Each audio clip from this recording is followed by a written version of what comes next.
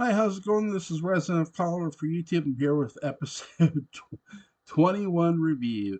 This episode starts off in the kitchen. You have uh, Victoria Winters, Alexandra Mulkey, Isles playing Vicky. She's in the kitchen. She's staring at the coffee maker. This is exactly what I do every morning. I stare at my coffee maker and say, "You brew faster, goddammit!" No, I think we all do that. No, I love this scene here because Carolyn walks in, Nancy Barrett's character walks in. Are you contemplating the meaning of life? She actually comments about the coffee pot too, but I love the question, and I love Vicky's response because she goes, "No, I've been thinking about the meaning of death." And Vicky says about how her uncle Roger was almost killed, that somebody did try to kill him, and Carolyn, right away, as she's been doing ever since people have been implicating Burke, not that Victoria did. Carolyn jumps to Burke's defense. And again, I love this here because again, it feels like you might get some sort of confrontation. At least that's a great tease. Um, by the way, this is directed by John Sedgwick. This episode is so no Layla Swift, but still really, really, really great direction by John Sedgwick. By the way, great job by the Dan Curtis production company. I'll get into why here in a minute. Um, so Carolyn says, "Don't tell me you think Burke did. I don't believe Burke tried to kill my uncle." She goes, "I'm not saying that. I'm not saying he did, but I'm saying somebody did try to kill your uncle.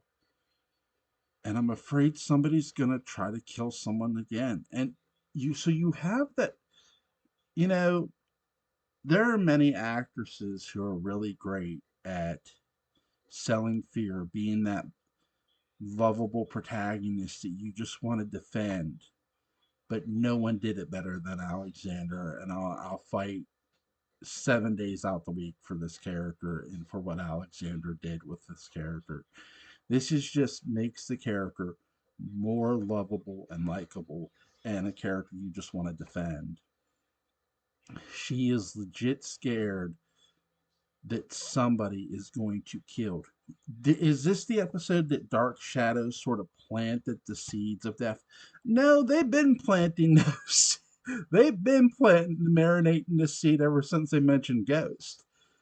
Here they more cement the seed, if anything else, especially with Victoria saying what she said, because a character is letting you know, hey, any of us can be killed at any given moment.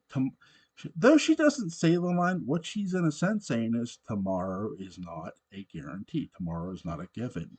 And again, that sort of fear that somebody could be after the Collins family or somebody could be out to kill any of them is a scary thought. Great, great job by Alexander. And great job by Nancy Barrett. I love their interaction. You also, again, it's a great, great scene. You also have that while they're talking, and and she does say that it makes Carolyn happy. It makes Carolyn happy. Carolyn's happy because Vicky says something. Vicky says to her that because Carolyn says that her uncle Roger and her mother are so sure that Burke did do this, that Burke did try to kill her uncle Roger, and Victoria Winter says that's the thing. I was pacing. I was up half the night pacing because though we know Carolyn, or sorry, we know Elizabeth and Roger do believe that Burke tried to do it, Vicky doesn't. And that is a big character development right there. You have a character who isn't just looking to pin something on somebody. She is looking at this from an objective point of view. Carolyn really isn't. She's just hoping. Carolyn's hoping to get laid. Okay, let's call a spade a spade. Can we all just agree on that Carolyn is trying to get laid? Okay. Uh, she wants Burke. Burke doesn't want her, but she wants Burke. That's going to be a theme in Dark Shadows about people not wanting other people. Carolyn doesn't want Joe. Burke doesn't want Carolyn. And then Laura comes along. And things really turn up. The heat turns up, especially. So, sorry, I'll stick to this episode. Oh, by the way, it is an. I said it at the end of my last video that it is a new day in Dark Shadows. It literally is. It's the next day. I'll get into that here in a minute. So, and I really do mean that. Dark Shadows in this episode, it's the next day. This is the morning after Burke and Vicky went to, or sorry, Vicky and Roger went to Burke's hotel room because Vicky does say we went to Burke's hotel room the other, last night. So, so we do have that little matter. Uh, speaking of Devlin, he's sitting at his hotel room. He's in his. I like how he is literally in his morning robe. He is just trying to have his breakfast. He is just cool as a cucumber after last night's festivities. And there's a knock on his door. He says, literally, he doesn't get up. He goes, "Who is it?" It's Bill Malloy. God damn it! When Frank Schofield tells you who he is and tells and wants you to open the door, you open that door. I love Frank Schofield's Bill Malloy. Frank Schofield was an underrated gem for DS. Really, really was. But eventually, all characters do have to get killed off. It's a ritual. It's a rite of passage in DS, sort of. Um, Not for a while though. He's safe for now. He's safe for now.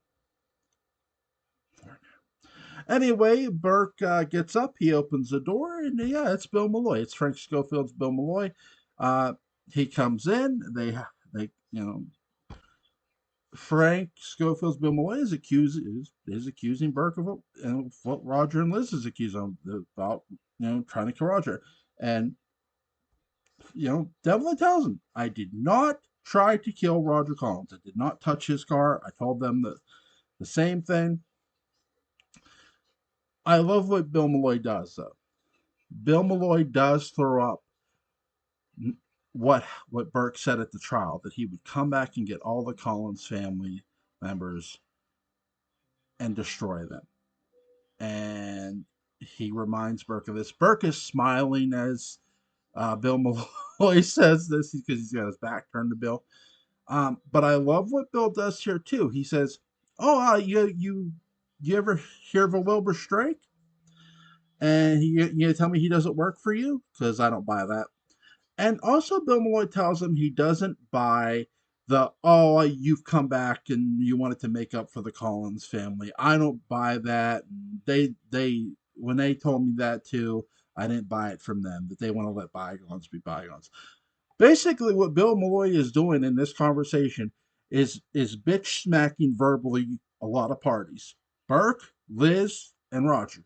What I mean by that is, he's not fooled by this charade of, "Oh, let's let bygones be bygones," and that's what he's saying. And I love that from this character. This is what makes Bill Malloy for right now, the strongest male protagonist in Dark Shadows. Oh, him and Burke. They're more the alpha in order. It's tied at one with Bill Malloy and Burke Devlin. Second alpha male, Roger. But he's not really that much of an alpha male. Only to David. uh, so Burke says, "I'll go in. Let me go in and get changed. We'll have this conversation." When Burke comes out, "Yeah, I use Wilbur Strake tons of times, all the time. That he's for my business. He invests. Ask questions. You've heard of Logansport Cannery, and Bill says, "Yeah, I have." He goes, "Okay, I'm looking into that." And he goes, "Well, what's that got to do with the Collins family, the Collinsport? You're asking questions about the Collins family." Burke says they own a cannery, don't they? And I love Mitch Ryan's smile. The facial features in Dark Shadows, ladies and gentlemen, they sell like the devil, and they sell beautifully. Um, you also, in this very interesting, the kitchen, when they cut back to the kitchen, by the way, when they go back to the kitchen, Liz walks in, hands Vicky a letter from the Fountain home. Carolyn is trying to tell her mother what Vicky thinks about Burke. Liz does not want to hear it, and she walks away from her own daughter. Carolyn, I don't want to hear about it. This is such a boss move by Joan Bennett's Elizabeth, and she is the boss. She's the matriarch of the household. She literally walks out away from her daughter. Like, don't want to hear it. Don't want to hear it. And because she doesn't have to hear it, it's such a boss move. It is so awesome. Joan Bennett just reestablishes who's in charge here. Me. Well, their character does. But it's such a cool scene. You guys got to go watch this episode. It is really awesome. And that's not the only thing you have to watch this episode for. So, also, Vicky's still in the kitchen. She's reading the letter from the Fowling home. Carolyn and her mother, Elizabeth, go into the drawing room. And, Carolyn is trying to tell her mother about what Vicky, thinks and stuff. And Liz makes a great point. Hey, Miss Victoria Winters does not know Bert Devlin as as much as me and your father do. We've known him a lot longer than what she has, and that is very much true. That is very much the case.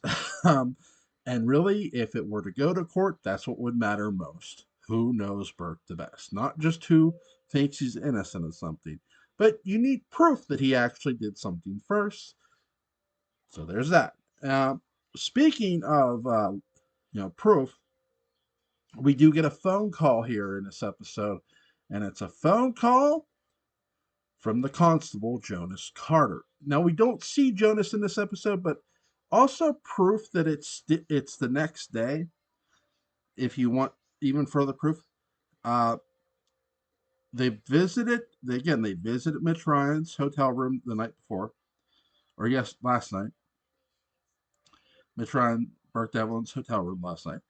Uh, Constable Carter tells Elizabeth he will be by later this morning. So this is still early morning, not just in Collinwood, but in the town of Collinsport as well. Um, you also have in this episode, I love how John Sedgwick shoots this upcoming scene, because it's a very, very good scene. When Vicky comes in to the drawing room, there's her and Carolyn are standing by the doors, and I love how he shoots this, because the production crew and him shoot this great. First of all, I always compliment Dan Curtis Productions, but I'm definitely going to compliment John Sedgwick. He is a great director in his own right, and you can really. I think that's one thing people need to go back and watch these for, the actual direction of Dark Shadows, because you do sort of see the directors making decisions with the cameras. I feel that is more going on than what people give it credit for. I could be wrong, but I don't think I am. I'll commit to that right now. I don't think I am. And I love how John Sedgwick shoots this, because you have a very, very good scene where the doors are the doors are there, and they're sitting there, and Victoria Winters says, "Well, if Burke Devlin's someone is making trouble for your family, someone sure is trying to." And she takes the letter that was given to her by Elizabeth. And I love how they shoot this because you see her walk over and she goes, Mrs. Stoddard, I think you ought to read this letter. And you see Elizabeth looking, making eye contact while she's sitting down. I love how this is shot. Go watch this. It is really well done by the camera crew. Really great direction, really great production. And she hands her the letter, and Elizabeth opens it and begins to read it. And then, right the next scene, she does. And she says, you know, she reads it and what was said, and Carolyn is right there behind the couch. She goes, "Well, can I see it too?" And Victoria Winters, I don't see why not. Elizabeth hands it to Carolyn, um, to Carolyn, and Joan Bennett's like, "Did you ever hear of this Wilbur Strike?" And she goes, "No, I've never heard of this person," and this is Carolyn. Hey, a private investigator. She's all giddy about this stuff. By the way, for those who keep saying, well, Victoria Winters, all she did was say, oh, I don't understand or I don't know. Yeah, bullshit, Slick. Listen, in this goddamn episode, go watch it. Victoria Winters, Alexander Moltke-Isles' character, says to Elizabeth, "Do you know? Do you know about? Are you covering up my past? Are you hiding something about my past?" Point blank to Elizabeth. Elizabeth says no, and I said that that Carolyn isn't the person. Elizabeth, yeah, Carolyn isn't the only person Elizabeth walks away from. She walks away from Victoria too after she tells her no. And Carolyn makes the comment. She goes, it's too bad we don't know if Bert Devlin really did hire Wilbur Straight. And that's a great point by Nancy Barrett's character because, again, a character not knowing something doesn't mean the character's stupid. Again, none of these characters knew about Wilbur Strake until today. Now they know the name, but they don't know if he works for Bert Devlin. They can suspect, but they don't know for sure.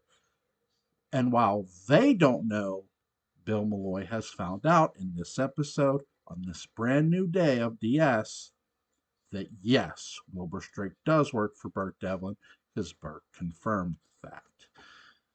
After Burke leaves, or after Bill Malloy leaves, because we know he's going to go tell Liz some information eventually, just not in this episode. Burke makes a phone call and he wants connected to somebody and he smiles. So there is something. Burke is planning something. The wheels are now in motion. And they just haven't started to become go in motion. They've been in motion. And they're just going to speed up. And we'll see where that goes. Well, we know where it goes. But that's my review. Really, really great episode. I love the way this is shot. Great job. Uh, I really, really, really enjoyed it. I love how the kitchen looks too. It's really well done. The sets are really amazing in Dark Shadows. So, all right, guys. I hope you've had a great. Hope you have a great night. Episode 23 will be uploaded sometime tomorrow. Uh, I hope you all have a wonderful, wonderful night. Good night. Bye.